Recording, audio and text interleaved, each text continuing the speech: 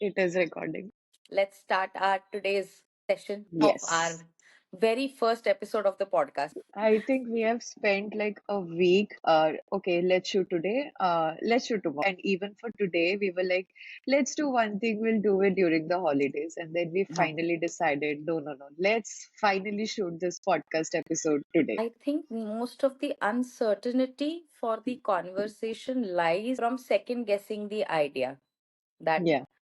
is it worth it, who will listen to it, because knowing why of everything is very important in Yes. marketing, Yeah. that why you're wanting to do this or why this particular thing makes sense. Two people randomly talking is something which might not resonate to a lot of people, so deciding on tonality, content and structure for this, Structure. yeah, Yeah. structure for this unstructured podcast was very difficult. But I believe that this is one of the podcast, one episode where we have just hit the record button and we have not thought of it. Okay, what do we want to speak about? The most funniest part is that 30 seconds before we hit the record button, we were discussing what is the name of this podcast. We are going with this name, right? No, no, we were going with that name. Said that because we come from that whole mindset of a marketeer, we have that feel. We have to gather the audience. We have to understand the content. We have to make sure that our audience will understand our content. But I believe the kind of podcast we feel, the kind of episode that we want to have a structure to, is to actually, in real, be very unstructured, but actually insightful for people whoever listens to this at any point. I feel somewhere we've put some thought into this. Um, Yes. and why we want to do this is because uh, throughout our journey as marketing professionals, be it the demand gen side of marketing or the brand side of marketing, we have gone through various journeys, uh, and this entire bit about marketing fascinates us. Somewhere we want to share this madness that is there.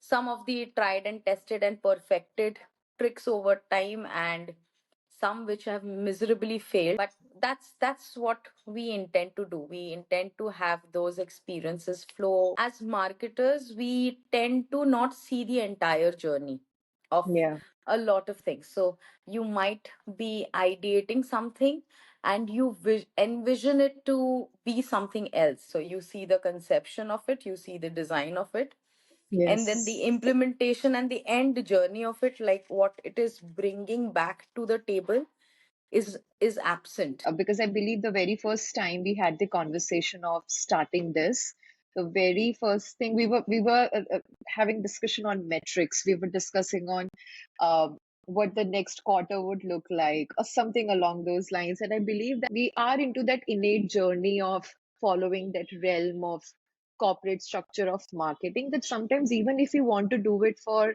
let's just say we are just starting it out because we want to, but we are so hardwired in that structure. Okay, no, it has to have that metric, it has to have that structure. I feel like that it's a very good way to have a discussion on what our experiences, what our failures, what our successes, or our marketing campaigns over the years have helped us to be who we are. And not in any way we are at any point where I feel we are masters in what we are doing, but I believe that Yes. we have a fair share of We totally experience. are not gurus of any kinds, No, but no, we are not. We are not. But having, do you know, Anvesha, a lot of time gurus, they don't say that they are gurus, but eventually they are no, no, gurus. I am not assuming, Abha, that we are gurus or we feel that we are gurus or people We feel are we not are gurus. saying No.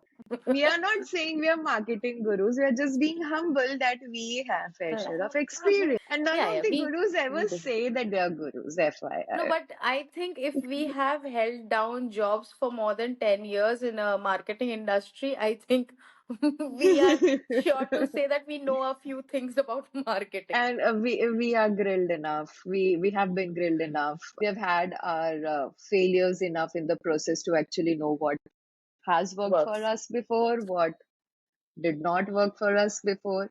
Do you think that we should actually start? Because a lot of time people start with what worked for you, what are your successes and everything. Do you think that we should actually speak about our failure, our failed marketing No, I think campaigns? failed marketing campaigns have taught us the most. Yeah. Because when you know a successful marketing campaign comes through, okay, this has been tried, tested from various failed marketing campaigns. You have a successful. You know Yes. that this did not work for that TG, and hence now what you want to do is you want to do something differently. Like for example, when we were trying to crack a particular TG, Yeah. and we are so hell bent upon figuring out what the ICP is like, what it would do. So concentrating on the problem so much, you get so drilled down on even building a small landing page. You're so critical about it. Every full stop, comma, colon, color, a simple font that you're using, you get overcritical about it and overdoing it to the point that you reduce the effectiveness of it, because you tend to fill it with so much information that you do not realize that technically those things are not required. In a simple landing page, you want to give things which are very clear. Your intent should be clear. Loading people with loads of information does not help. When I as a CRO expert look at it, I look at it from a different lens. But do you know what's the most interesting part? Nobody looks at that landing page in terms of execution that, okay, if a user actually lands up on this page, what value proposition they are going to get and how much valuable this landing page is, rather than a lot of time, the marketing team is very focused on these are the segments that we should have rather than focusing on what the user actually wants so that it actually converts. So nobody fixates on that part. Do people actually focus on what a user actually wants, or is it something that as an organization we have X number of clients, we have X, we give XYZ USPs, we have these many services, so it has to be there? As marketers, you're supposed to build funnels. You will only create the pathway. You Yeah. cannot push and shove people into your funnel to give you results. Oh, I've done those campaigns where I was shoving people under those funnels Yeah. and it So what never worked. happens, I've seen most of the time, CRO always comes last. So in the first place, if you have the hygienes right, if you have your priorities right, later CRO work becomes easier. Your Yeah. conversion becomes easier. So first you try to stuff so much information, later removing it becomes a task. The whole reason person puts up so much information, even though those are very essential, but unnecessary placement of those information is because we don't know what would click with the alleged TG, hoping that something or the other should click with that. Actually knowing who your TG is, who your TAM is, who your TRM is, and then actually writing your landing page, because otherwise you're just blindly hoping that some way or the other you'll catch up something in your funnel. But you cannot play catch up in a funnel. People do. That's what A I lot of marketers and a lot of marketing campaign, and unfortunately I've been part of a lot of marketing campaigns where I was playing catch up, and it never yield result, or It even if does it were. not. It does not, because when you do not have that stability, so you tweak your process only if you know which direction you're going. So, like on a road, you wanting to reach a destination, and you've taken a path, and you see there is a pile up or a road congestion of some kind, then you reroute.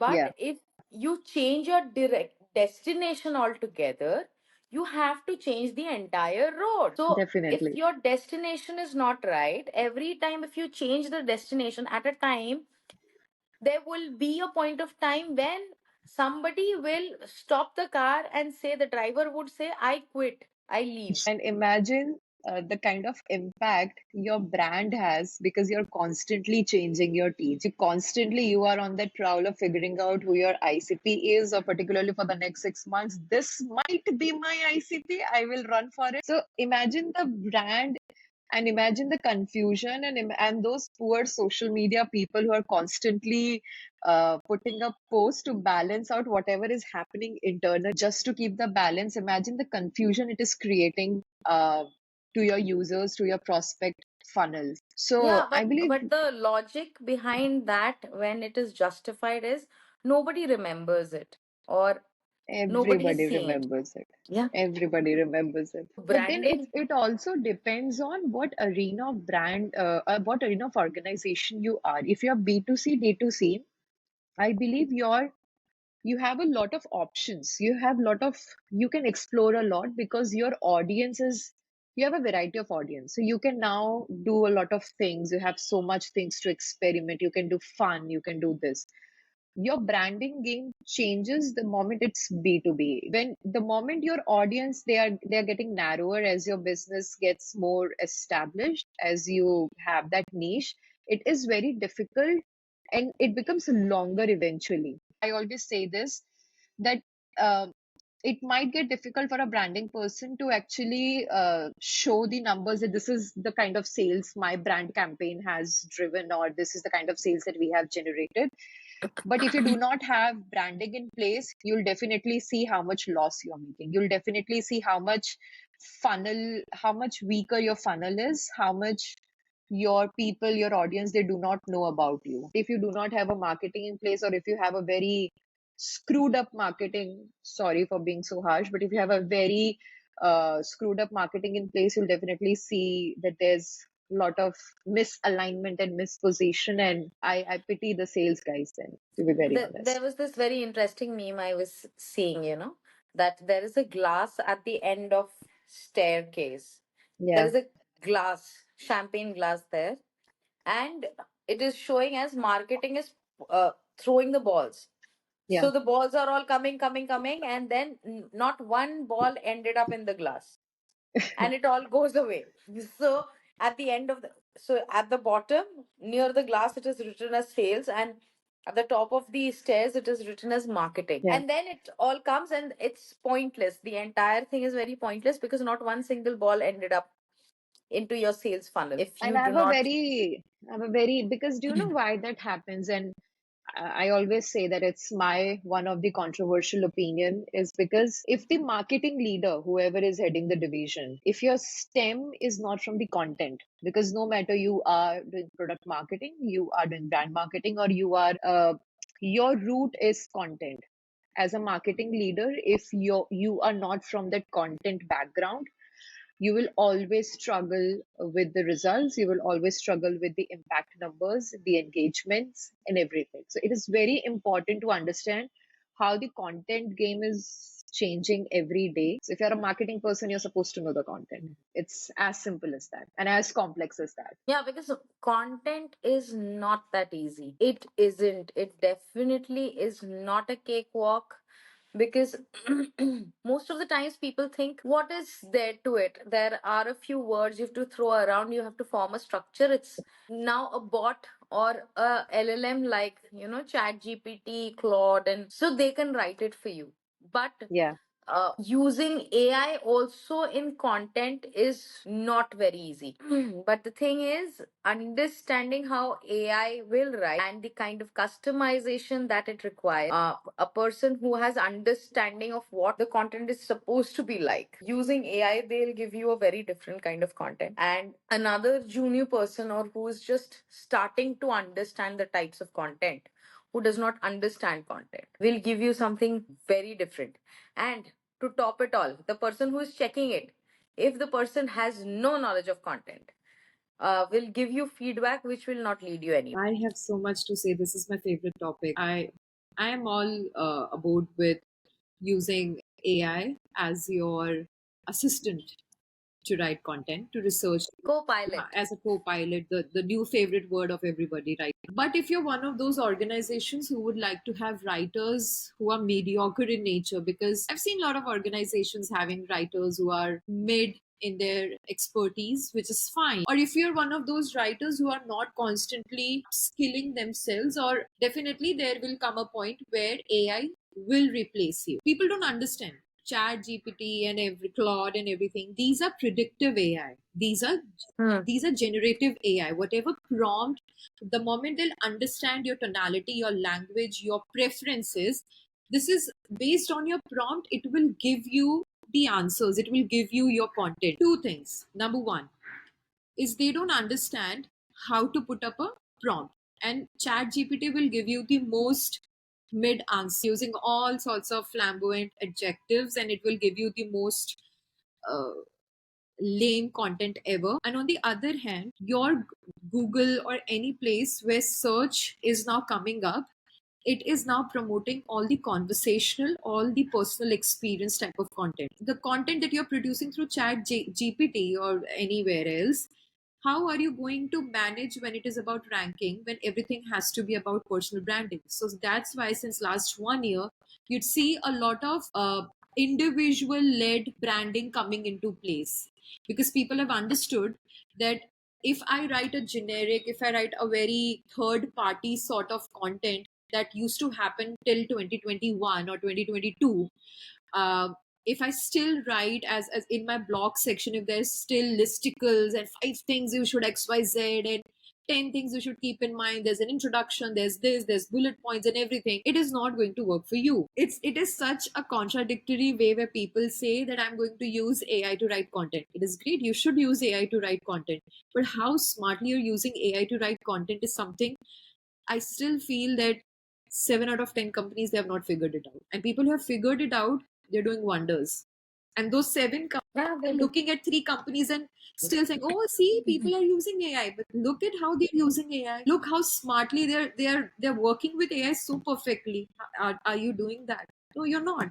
It's exactly the case of garbage in, garbage out. Yeah. You are putting in garbage inside, you will get garbage outside. If you're not putting up effort in actually writing prompt and actually, I don't understand why a lot of writers or leaders are not using chat GPT or any AI tool for market research. It's a great way, you can actually save a lot of time, but they're not doing it. And parallelly there comes an SEO game. So when Gen AI is in place, you have no idea how things would be. So gone are the days when I don't think so that smart companies are actually now scared, or good writers, they're not scared of chat GPT anymore because they know what their skills are. So Yeah, it's you cannot replace customization, personalization, and so that's something which is not something AI can do till now. AI can mimic certain things, it can, but it lacks that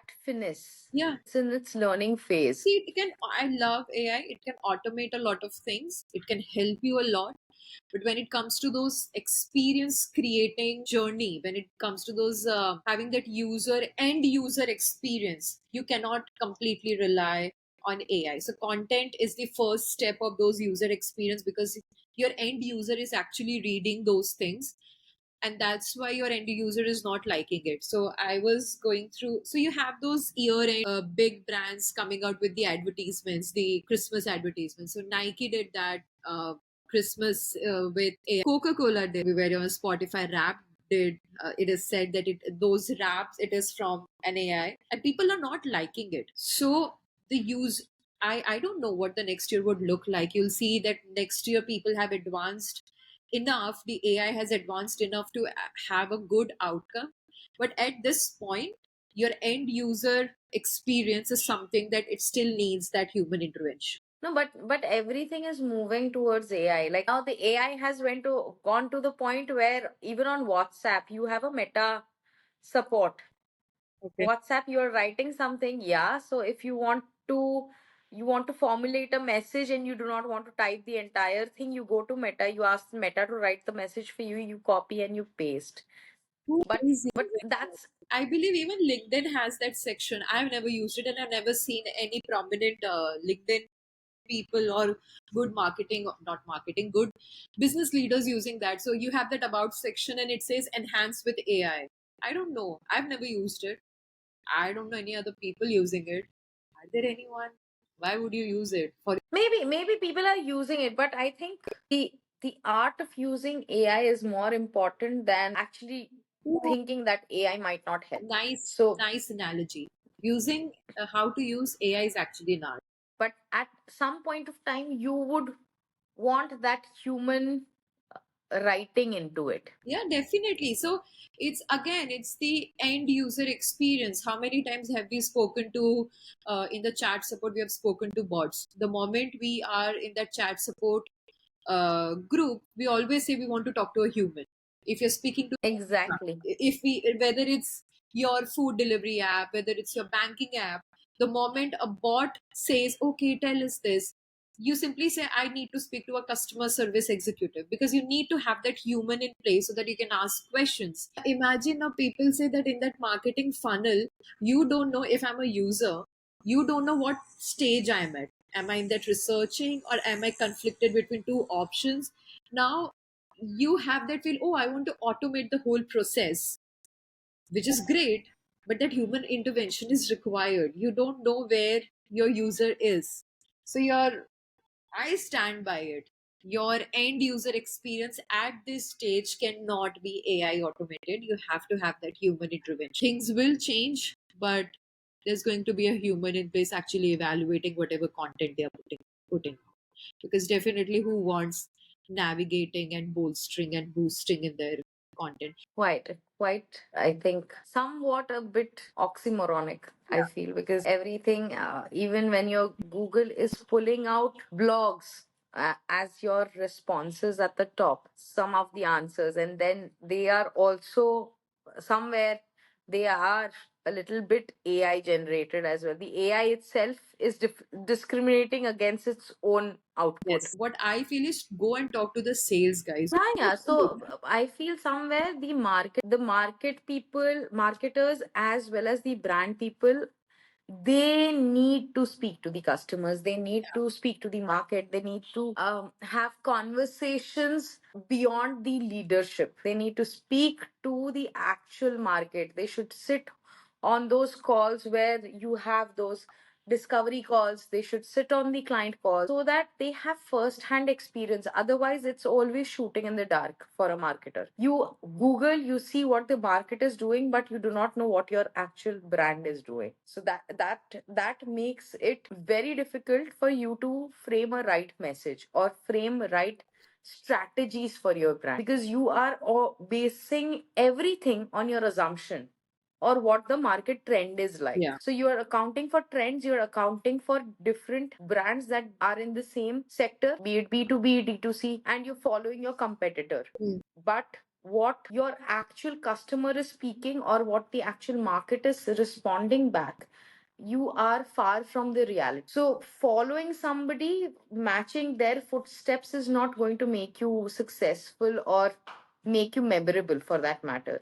It will just make you a copycat. But sometimes we overcomplicate things because we want to serve the larger number. We want to not just serve the lowest hanging fruit, we also want to convince people to use it, but then have the components divide the components, that this is for the longer run, this is what my branding in the longer run will look like, this is what my lowest hanging fruit branding campaign will look like. But that's the part I constantly feel, and this is my struggle, this is my beef with a lot of people, is we constantly say branding is for longer run, but we never have campaign ready for long term brand campaigns. We always have that it has to work in 6 months, Quarter, not even 6 months. bring me that. I'm like, is even demand gen need, even your SEO needs 3 months to have a basic engagement. No, nobody has the patience I nowadays. Nobody has the patience no people. to see through the entire journey of it. Worse, people in case of SEO are still considerate because there are proven uh, terms like that said, put on paper. You see, when you Google how many days does it take to crawl XYZ, you have 45 days written somewhere, they'll understand. A strategy to work, you give them a timeline, people will not believe you. People Uh, believe it. Brand activity, you tell them it will take from your experience, because nowhere you have defined guidelines for a brand. Yeah. And hence, people get impatient and they'll never believe you when you're coming from an experience and explaining to them that this particular thing will take time. It has its own sweet time, it has its own curve. It You need to let it rise the arc and complete its journey. People get impatient and they'll kill the idea. They'll say it's not working. Years getting failed in the marketing campaign. They'll spend years not achieving the result, but they'll not wait for 6 months to actually make sure that the campaign has it full circle. They will not spend 3 months in. Yeah, so That's the sad side of marketing, I believe. I think everybody is making memes, everybody is making fun of it, but cultivating patience, having faith in a team or in members is also very important somewhere. Yes. Brands risk it. They'll go beyond their comfort zone, and when you risk it, you see something different. Yeah. You always have to risk something to build something new. Yeah. That's what makes more sense. That's what at the face value will always be scary. Yeah. And blindly listening to market research will also not help. I'll tell you very, because this we've been discussing, that research or your market will not always tell you the true things. There's this very interesting story our professor used to say, my market research professor. So he was from AC Nielsen. Okay. So in one of our classes, we were going through the quantitative data and how you actually assess it and what you do for your qualitative data collection, and what are the activities that you do. And he then told us this very interesting story about Sony. So when Sony was about to launch their Walkmans, so every product is always tested into the into the market. Yes. He was telling us that this Sony came to AC Nielsen for the market research, and AC Nielsen went ahead and did the market research. Now, at that point of time when Walkman was launched, the market did not know what a Walkman is. The product was unknown to the market. So when in concept it was explained to the market, and market gave a terrible feedback to it. The market did not accept it. They rejected it. And AC Nielsen, with that research, came back to Sony saying, if you launch this, it's going to fail. It's going to horribly go wrong. Sony being Sony, they took a chance and they launched Walkman into the market, and it started selling like hotcake. People went mad over it. It became a trend. You could see all the these sitcoms, and everywhere every cool kid had one of those Walkman. The market said something completely different to what the sales were looking at. Yeah. At times market research is completely off because uh, the market has not experienced what you're asking them. But at times, believing in your product, what you're trying to sell, and knowing that it's going to be revolutionary, you just take the chance and you dive. You take that leap of faith and see what it brings back to you. So that stayed with me so badly, that every time when you know in your gut that this will work, that gives me that fighting spirit. No, I will fight for this idea till the time I have not annoyed 15 other people and people are saying no, this needs to be shut down. I will keep on fighting with it. So you have to spend a lot of time ensuring that your product is absolute masterpiece. And I've seen a lot of, so this is very D2C example, Sony having that mass approach with their product.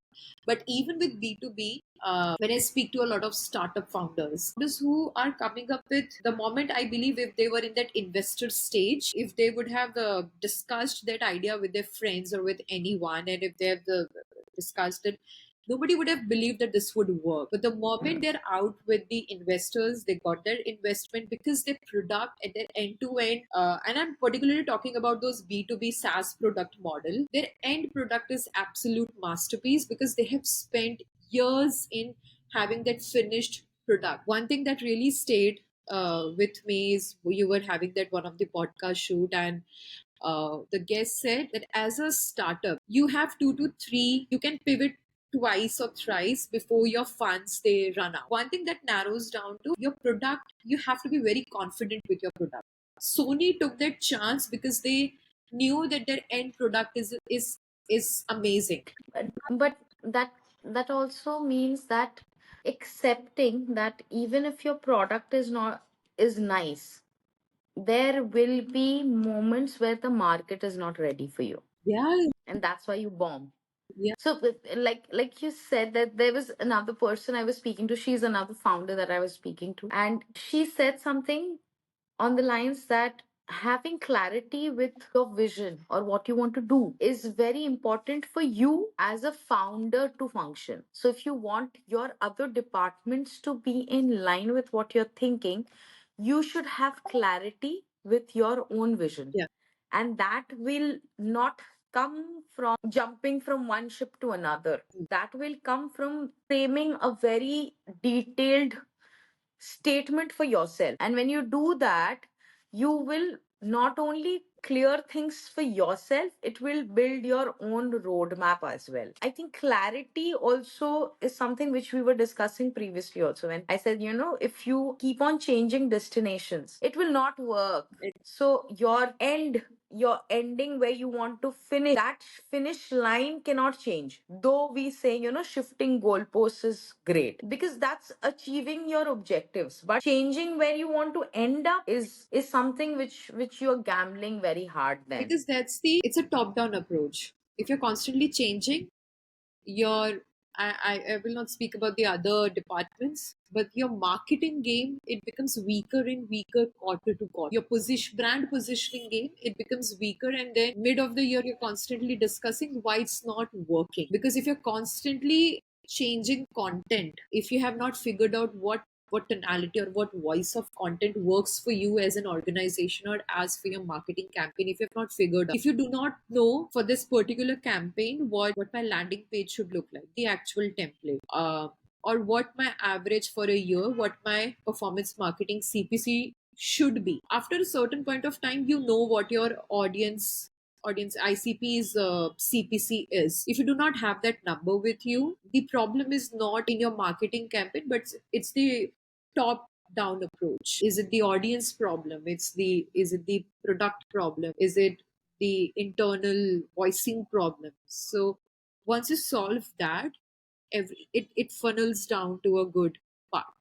That's a story we will take up another time where we would discuss how sadness prevailed in a lot of marketing campaigns. Yeah, I believe in the next episode we should actually talk about our the funny and the failed marketing campaigns. I would love to talk about. I have spending 10 years in marketing, branding, product marketing, and everywhere in the content.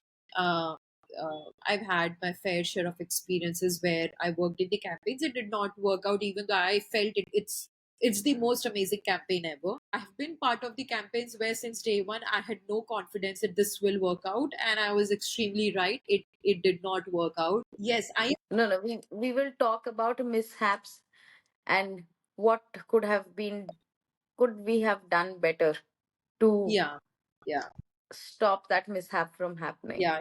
Every time I see failed marketing campaign of mine, one thing that after a lot of cribbing, crying, and overthinking, I realized, okay, I could have done this thing. Oh, we could have, as a team, as an individual person, I could have changed the tone of this. This could have been better. Yeah. This could have been handled better. Yeah, that brings us to the end of this yeah this session. yeah.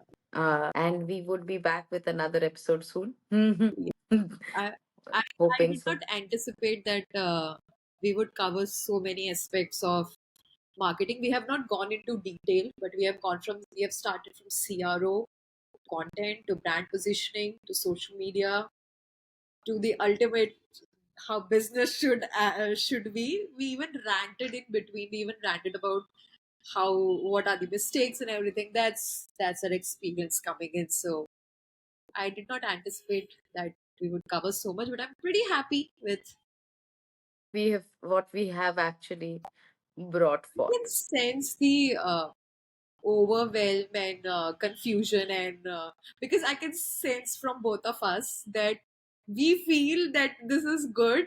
We feel that we have covered good topics, but what do people perceive that this is good? Uh, yeah, what would people understand the brilliance of it?